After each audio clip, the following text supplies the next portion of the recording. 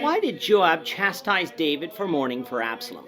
This is the question that we seek to answer today as we continue our verse-by-verse study of the book of 2 Samuel on Walking Through the Bible.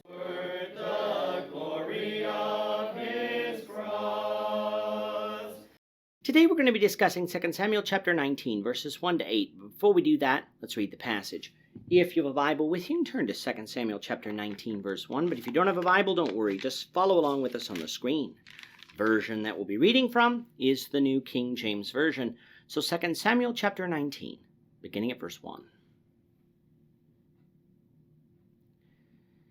And Joab was told, "Behold, the king is weeping and mourning for Absalom." So the victory that day was turned into mourning for all the people. For the people heard it said that day, "The king is grieved for his son." And the people stole back into the city that day as people who are ashamed steal away when they flee in battle. But the king covered his face, and the king cried out with a loud voice, "O my son Absalom! O Absalom, my son, my son!" Then Joab came into the house to the king and said, "Today you have disgraced all your servants who today have saved your life, the lives of your sons and daughters, the lives of your wives and the lives of your concubines, in that you love your enemies and hate your friends. For you have declared today that you regard neither princes nor servants. For today I perceive that if Absalom had lived and all of us had died today, then it would have pleased you well. Now therefore arise, go out and speak comfort to your servants. For I swear by the Lord, if you do not go out, not one will stay with you this night, and that will be worse for you than all the evil that has befallen you from your youth until now." Then the king arose and sat in the gate, and they told all the people, saying, "There is the king sitting in the gate." So all the people came before the king, for every one of Israel had fled to his tent. Absalom had staged a coup against David, and ultimately this coup failed. It succeeded for a short time, but ultimately failed.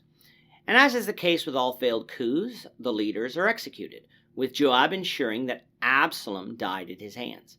Now Joab doing this went against a direct command of David not to harm Absalom, but in keeping with his character, Joab didn't listen when he thought the enemy needed to be punished. He did so with Abner, Saul's general, and he did so with Absalom here. Now when David heard the news, he was distraught and mourned for his son. Think about that for a moment. His son had overthrown him and slept with his concubines, bringing shame to the house of David, and yet David was mourning for his son who had sinned in this way. Now yes, Absalom was David's son, and David thus loved his son, but mourning in this way for your enemy so publicly demoralized the people. What should have been a day of celebration, that the civil war in Israel was over, turned into a day of sadness. And this angered Joab, David's general. It angered Joab so much that he confronted David about it. Now usually you would think that doing so before the king might lead to the king executing such a person, for it was rare that anyone said anything bad about the behavior of the king. But let's remember something about Joab and David. Joab knew something that likely very few other people knew, that David had ordered him to kill Uriah the Hittite in order to conceal David's adultery with Uriah's wife, Bathsheba. At this point, we don't know if Israel as a whole knew of David's adultery, but if they did, it isn't likely that they knew of David's actions towards Uriah, for there could very well have been an uproar over that, with the king ordering that one of his own men be intentionally executed by the enemy's army. Thus perhaps this is the fact that Joab could hold over David and led him to be so bold in this case. But whatever is true, Joab is not wrong in his assessment of the situation. In mourning for his son the way that he was, David was showing his contempt for the men who risked their lives to save his family and himself that day. He is showing them that if they had died but Absalom lived, David would probably be much happier. Is this to be the attitude of a king? Not if he wants the nation to follow him. And that's the warning of Joab. Nobody will allow you to be king again unless you correct this error of yours. Make no mistake, David was in error here. Sure, David could mourn that his son died, but the way that he did so did show that he did not seem to care about his son's sin. He made this mistake with Amnon, which led to Absalom's actions. And if he did this with Absalom, then something very much worse could end up happening to David in the end than merely losing his kingdom.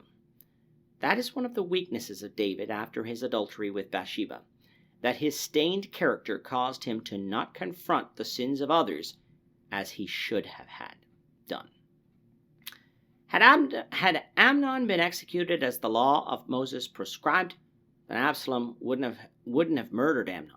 Probably wouldn't have even tried to stage a coup. Had Absalom been put to death for murdering Amnon, then of course the coup wouldn't have happened either. Such actions would have still fulfilled God's promise that the sword not depart from David's house, but justice would have been done in those cases. But alas, David did not act and suffered greatly because of it. God did raise up that adversary from within David's house due to David's inaction, and he did exactly what God said he would do, which was bring shame to David's name. No, that adversary didn't have to be Absalom. It could have been someone else, but the way events unfolded, God used Absalom.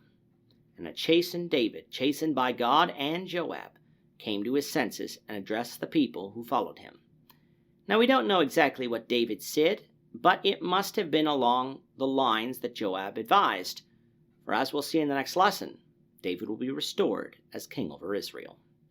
With that, our time is up for today. The Lord willing, I hope you'll join us for tomorrow's discussion of 2 Samuel chapter 19, verses 9 to 17, as we continue our walk through the Bible, one verse at a time. Thank you for watching today's episode. We hope that you found it edifying and ask that you not only subscribe to our channel and podcast, but that you like and share this episode among your friends, so that the saving gospel of Jesus Christ can go out to the whole world.